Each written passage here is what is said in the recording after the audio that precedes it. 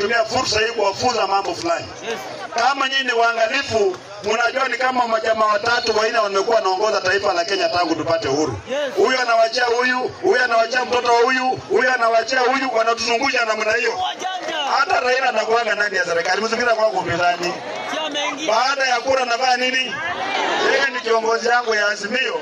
Lakini wakati aliamua kwenda kwa front based government, hakutuuliza sisi, sio aliuliza nani. Sisi wakati Ruto aliapishwa kuwa rais wa Kenya, ilikuwa ni jukumu yetu sisi tukae nje ya serikali tuongee kwa niaba ya mwananchi wa kawaida. Ama namna gani?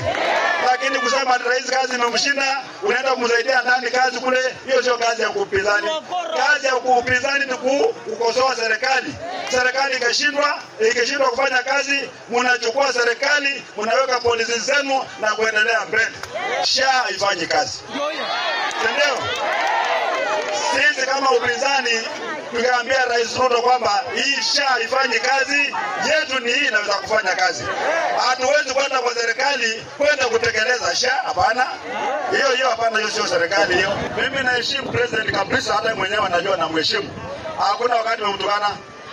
Sijawahi kumuita Kasongo, sijawahi kumuita Zakayo. Bila watu na mimi sijawahi. Hata zaidi mimi sijamuita. Ama namna gani?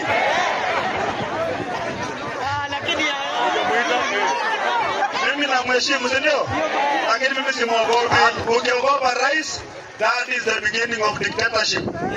Sisi hatutaki kurudi kwa udikteta. Nataka rais aongoze taifa la Kenya kwa njia ya demokrasia.